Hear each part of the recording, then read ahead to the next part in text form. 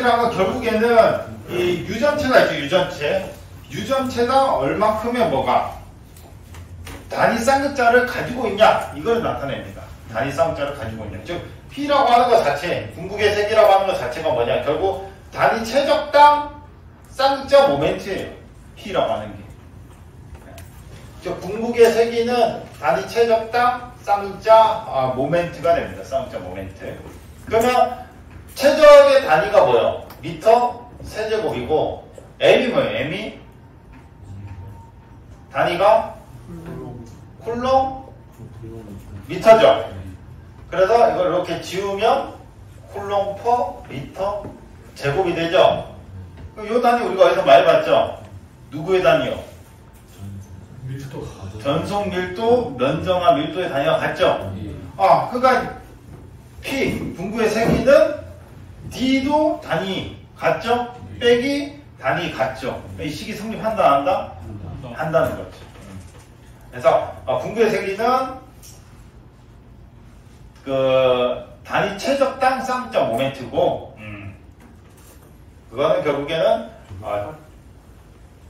외부 전속 밀도 빼기 내부 전속 밀도랑 같다. 이게 이제 요거 외부에서 주는 거, 내부에서 결국엔 지나간 거 빼면은 얼마큼 반반하느냐가 나오죠.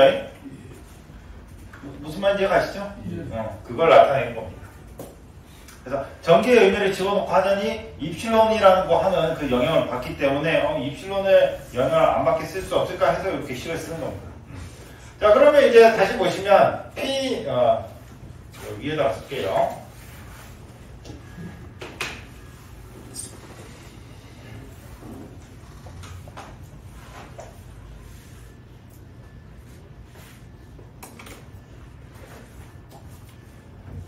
P는 D-D0예요. 그러면 D라고 하는 것은 외부죠, 외부. 외부. 여기 있으면은 결국엔 지나가는 게 D요. 그러니까 외부에서 쏴준 건 D예요. 근데 실제로 이 내부에서 지나가는 건 뭐예요? D0인 거예요. 이해가 가시죠? 그러면 얘는 100만 원을 보내줬어. 내가 100만 원 보내줬어. 근데 실제 유전체 내부에 보니까 한 80만 밖에 안 가네? 그럼 20만 원 어디로 간 거예요? 이렇게 반대로 20만 원이 온 거예요. 그래서 100 빼기 20은 80이 된 거죠. 이해 가시나요? 그래서 100 빼기 20은 80인데 이제 식을 바꿔서 20은 100 빼기 80이 된 거. 오케이? 좋아요. 그래서 이제 D는 이제 외부니까 D는 입실론 E 빼기 D0라고 되어 있는 게 지금 보면 유전체 내부거든요. 내부 분국에 의해서 형성된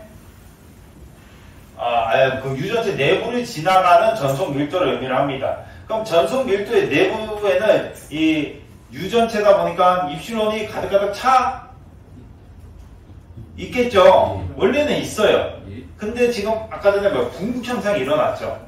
분국 현상이 일어나서 마이너스 플러스 마이너스 플러스 마이너스 플러스 마이너스 플러스 이렇게 정렬을 했죠.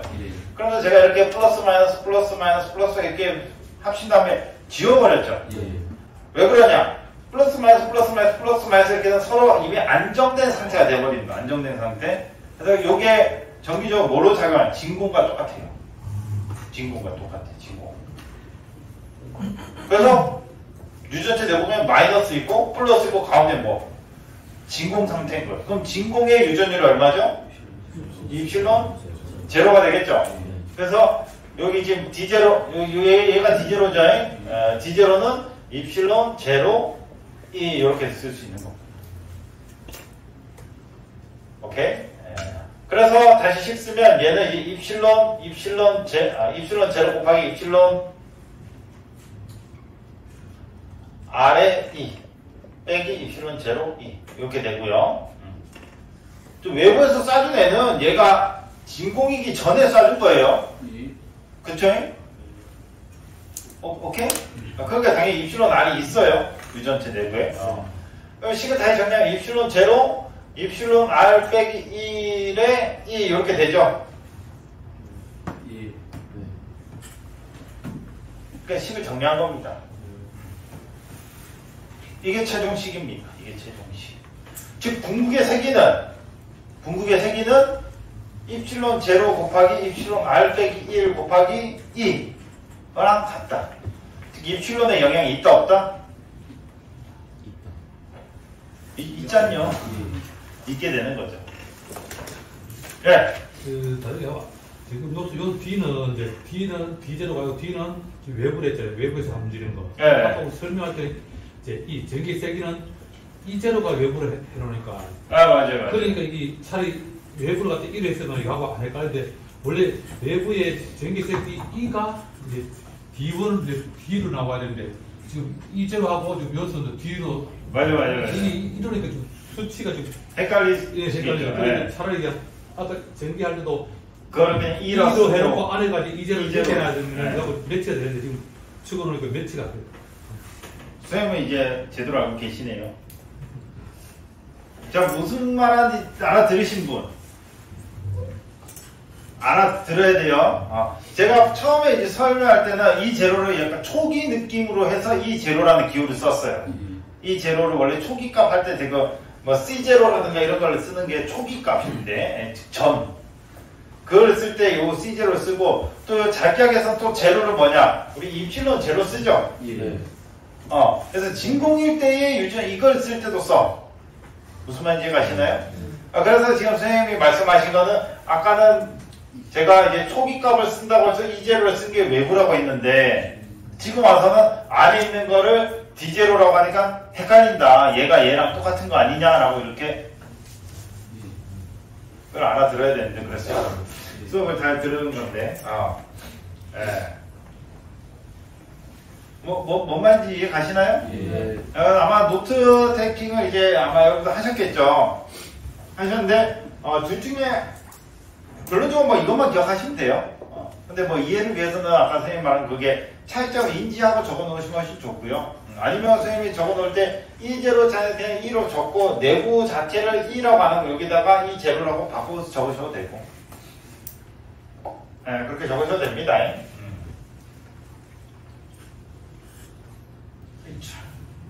그 설명하다가 갑자기 일로 넘어와서 그래요. 원래 그 끝냈고 일로 넘어와야 되는데 가다가 표정을 보니까 저기 다 정지해 있어가지고 그래서 갑자기 일로 넘어왔는데. 자, 다시 궁극의 세기. 궁극의 세기는 입출은 제로 곱하기 입출은 r 빼기 곱하기 2 전기의 세기와 같다 라고 되어 있고요. 이 전기라고 하는 것은 말 그대로 외부에서 뿜어주는 전기를 의미를 합니다. 외부에서 뿜어주는 전기. 그래서 외부에서 뿜어주는 전기에 영향을 받아서 이 유전체가 분극이 형성이 된다라는 의미입니다.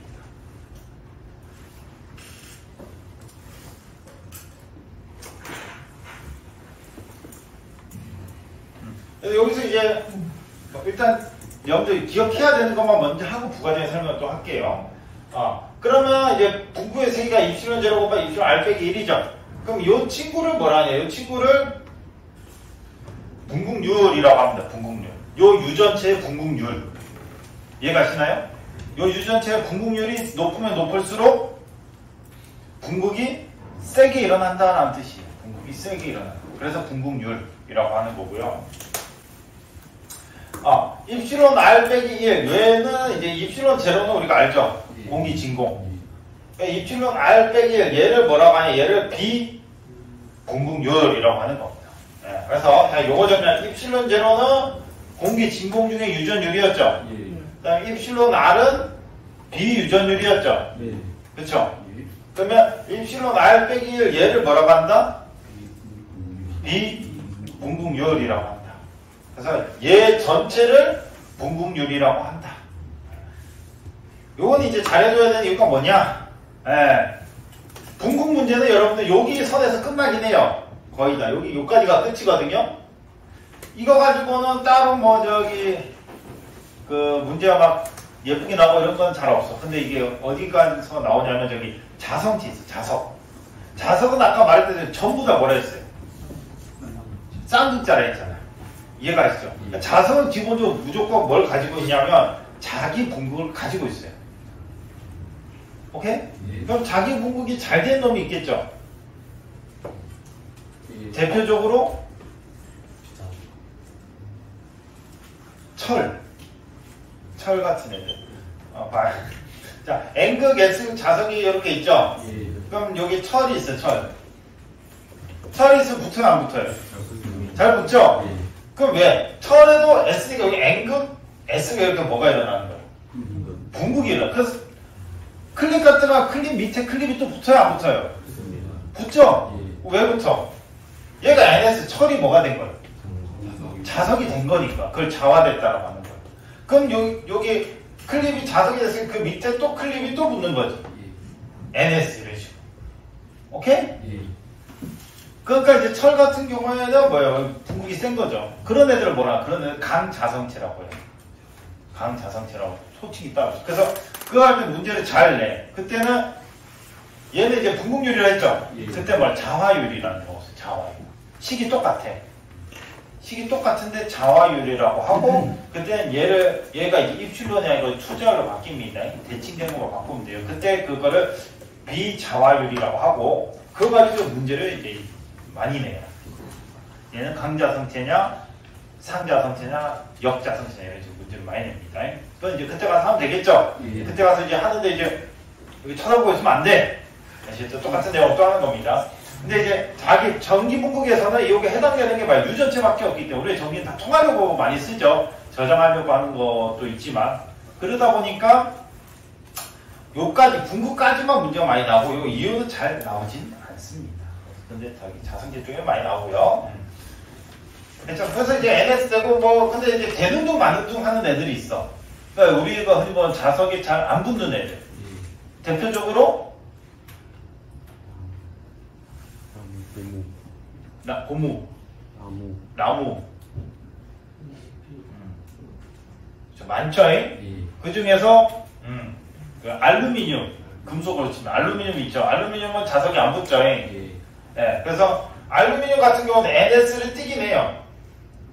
그래서 그 네오디움 자석 같은 거 갖다 대면 알루미늄도 붙어요. 근데 희마리가 엄청 없어요. 그런 애들은 상자성체라고 합니다. 그 다음 또 어떤 애들은 뭐가 있냐? 자석 갖다 대죠? 그걸 반대로 배열하는 애들이 있어. SN으로. 이런 애는 뭐라? 이런 애는 역자성체라 해요. 그러면 이런 애들은 자석 갖다 대면 어떻게 될까요? 도망가요. 대표적으로 구리. 구리는 자석이 안 붙거든요. 알죠? 그래서 강한 자석을 갖다 대면 밀어내요. 그래서 자석 같은 거를 구리관이나 이런 거 놓으면은 자석이 구리관에 안 붙어. 안 붙어요? 여튼 그래서 그런 애들은 이게 역자성체라고 합니다. 그럼 이제 저기 나중에 가서 배우겠죠?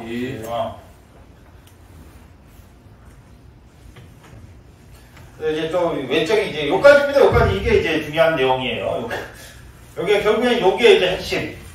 그래서 자 분구의 세기하면 기호가 뭐라고요? P. 그래서 P는 하면 무조건 나와요. P는 D-D0가 나오면 돼요. 그런 다음에 이제 그 D는 크니 작으니 C 아시죠? 그거 가지고 콜라보해서 풀면은 쉽고 뭐 맞춰라는 문제는 다 맞출 수가 있다. 그리고 P라고 하는 것은 분국의 색인데 결국에는 쌍극자 모멘트, 뭐 단위 최적당 쌍극자 모멘트. 단위는 뭐 결국에는 이걸로 귀속이 되긴 하지만 의미 자체가 최적당 쌍극자 모멘트 이렇게. 그래서 자석은 다 이렇게 돼 있습니다. 자석은 다 자성체에서는 다 이렇게 있습니다. 그래서 자성체에서는 오히려 말하면 M 자하라는 개념이 없죠. 지 혼자 다니는 자하가 아예 없으니까 다 쌍극자로 다니니까. 자석이랑 쌍극자 모멘트. 그래서 이게 이제 저기 자하 쪽에 관련된 그런 문제는 별로 없어요. 자기 쪽에서. 전기에서는 전압 쪽에 관련된 문제는 있어도 쌍극자 관련된 문제는 그렇게 많지가 않아요. 왜냐? 실제로 이제 그렇게 되기 때문에 그런 거고. 자, 그 다음 이제 뭐 얘기하셨더라. 그러면 자 보세요. 여기 뭐 용어적인 거는 이제 여러분 까먹으면 안 돼요.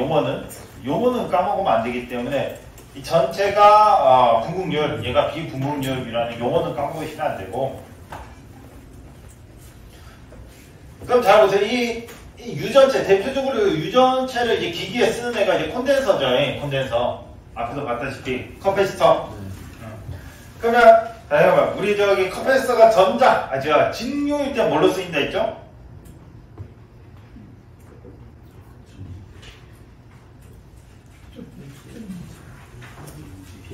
벌써 이렇게 사라진다고? 커패시터. C. 그러니까 C는 직류일 때는 저자.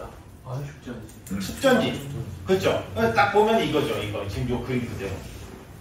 이해가시나요? 예. 분국이 형성이 되죠? 그래서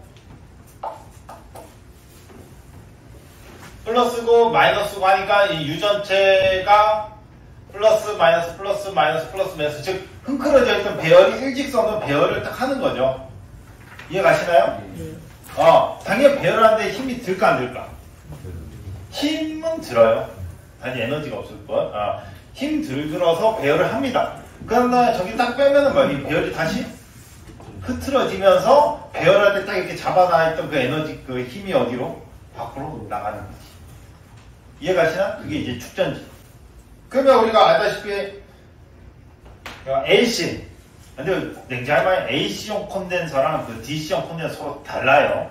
다릅니다. 점용도 있긴 한데 기본적으로 다르고 여튼 AC 커패시터 같은 경우 이제 뭘로 쓰인다 했죠? 그쵸, 저항, 용량성 리액턴스로 작용을 하죠. 그럼 잘 봐요. 예를 들어 이 플러스 마이너스 있잖아. 이게 1초에 60번 바뀐다 생각을 해봐요. 그럼 이 안에 있는 놈은 어떻게 될까요? 안에 있는 놈은 생각을 하면 되지. 플러스 마이너스 됐다가 다시 마이너스 플러스 됐다가 다시 플러스 마이너스 됐다가 마이너스 플러스 되는 거죠. 이해가시나요? 그래서 이제 물론 여기 이론적으로는 에너지 소모가 없지만 실제로는 당연히 배치를 전류가 왔다 이렇게 계속하면 에너지 소모가 있을까요? 없을까요? 있죠. 그 에너지 소모를 뭐라 하냐? 그거를 무효전력이라고 하는 거예요. 이해가시나요? 실제로 일을 했냐냐? 안 했어. 왜? 일이라고 하는 것은 힘 곱하기 거리예요. 근데 아까 말했잖아요. 움직였다고 했었어? 안 움직였다 했어. 움직이진 않고 뭐예요? 회전만 한다 했죠? 왔다 갔다. 얘가 실제로 이렇게 움직여요. 그건 아니었어. 그러니까 실제 에너지는 우리가 아는 그 에너지는 없어요. 에너지는 없고 뭐만 존재해요? 힘만 존재해요. 그 힘을 우리가 무효전력이라고 하는 거예요. 그래서 왔다 갔다. 근데 전력은 이제 전기 입장에서 보면 물리학에 그나마 비교하자 보면 힘이 전력.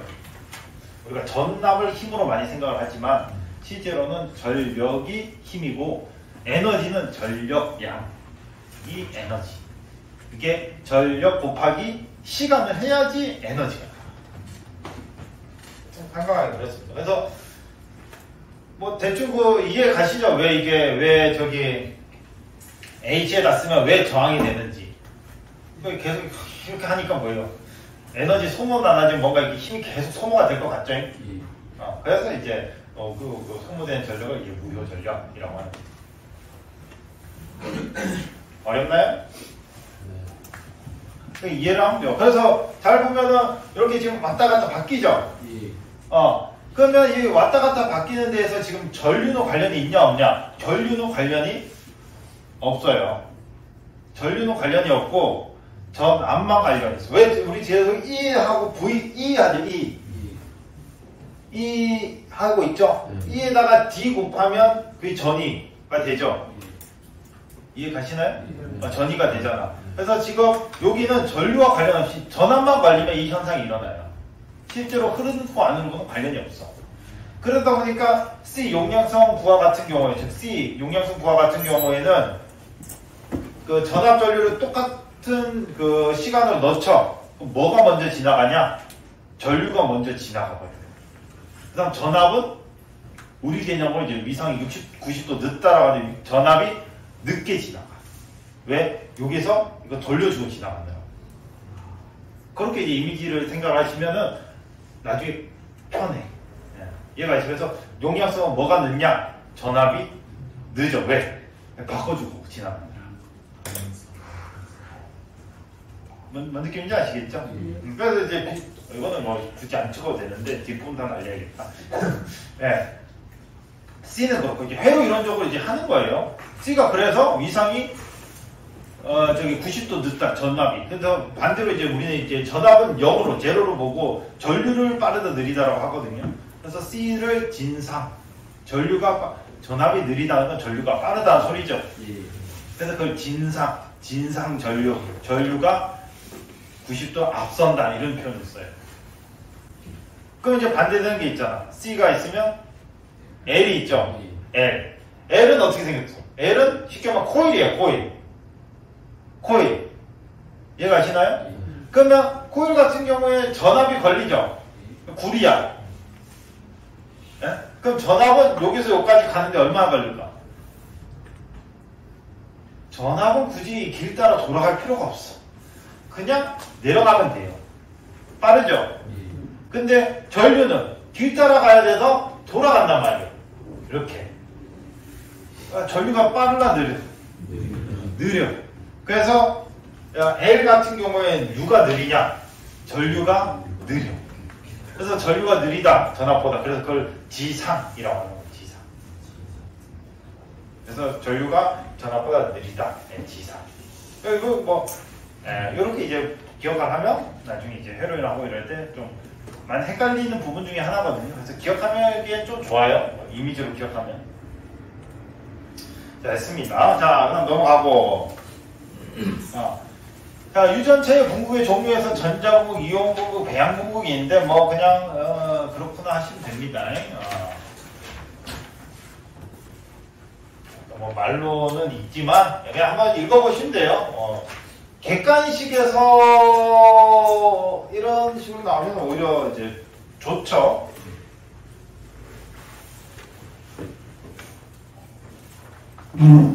그래서 전자 개념, 원자 개념, 분자 개념으로 가는 거예요. 그래서 전자, 이온, 배향 이렇게 되는 겁니다. 그래서 분자 개념으로서는 그게 쌍극자입니다. 쌍극자. 이해가시죠? 그래서 그냥 전자, 이온, 배향.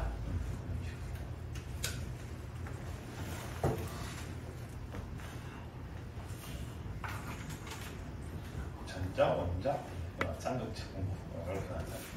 근데 뭐 여러분 뭐 이온이라는 단어는 뭐 다들 많이 하는 이온 음료 하죠. 그 이온이에요. 그래서 전기분해 하면은 전기 자체가 플러스분 마이너스분 나뉘죠. 그것도 이제 똑같은 분기의 원리예요. 분기의 원리 가지고 나눠가지고 하는 게 이제 이온 분기입니다. 자, 저거 읽으면 되고 저거는.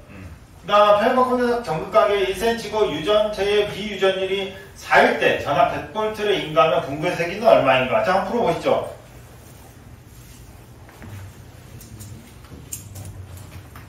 시간은 1분 만들게요. 1분.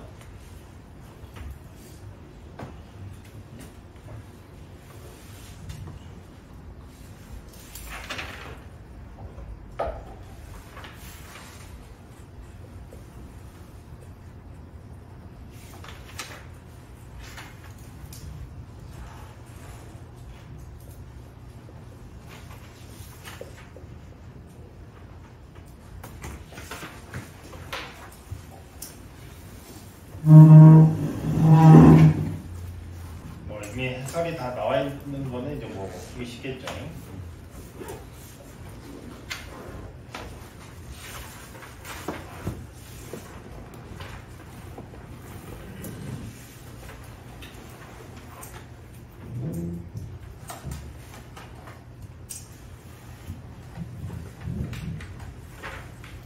자, 1분 끝.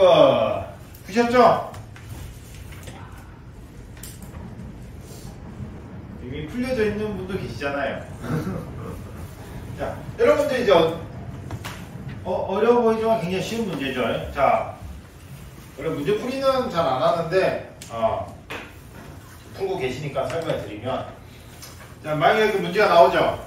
제일 먼저 뭐 해야 될까요? 제일 먼저 그럼 뭐 문제 풀이 나중에 할 겁니다. 제일 먼저 뭐 해야 될까요?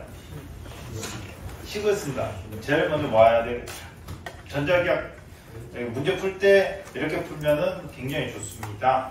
자, 일단 문제를 잘 읽고요.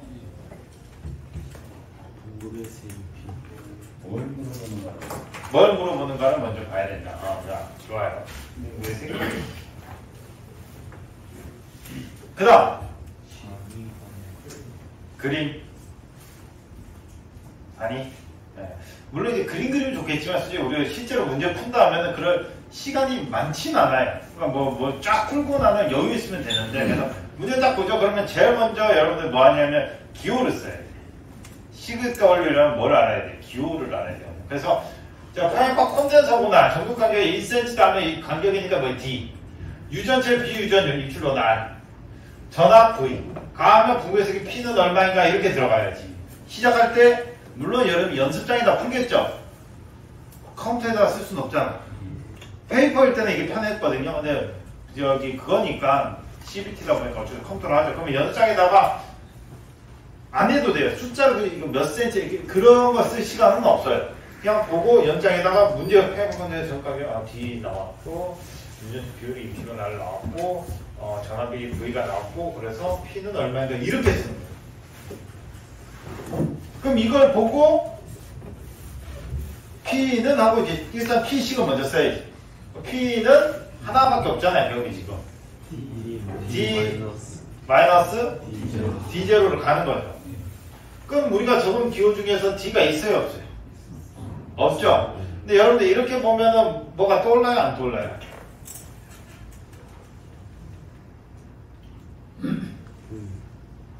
뭐가 안 떠오르나요? 전압 있고 D가 있어. 이러면 V랑 D 말고 R 적어드릴까? 전개랑 전위 V랑 R 보면 뭐가 떠올라야 돼? E가 떠올라야지. 그래서 V는 E 곱하기 R이었죠. 그럼 이거 두 개 가지고 E가 나오죠? 네. 그럼 E랑 입실론 보면 또 이제 뭐가 떠올라야 돼? D가 나오는 거지. 그럼 이렇게 풀어야겠구나라는 생각을 하고 들어갑니다.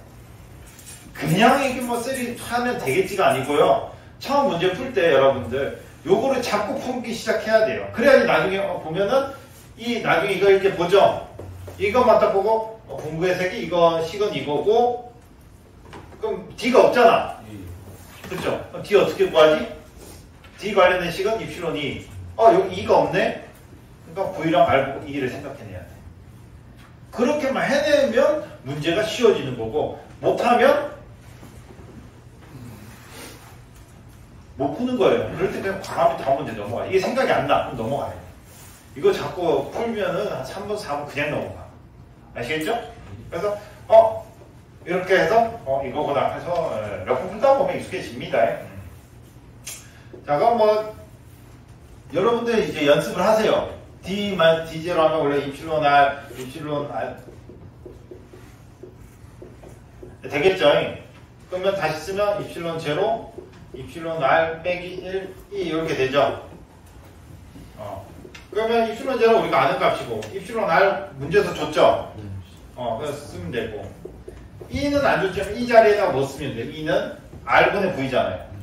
그러니까 R분의 V니까 우린 D니까 D분의 V 이렇게 쓰면 돼요. 그럼 요거대로 그대로 뭐 계산기에 넣으면 답이 나오겠죠. 뭐 조심하고?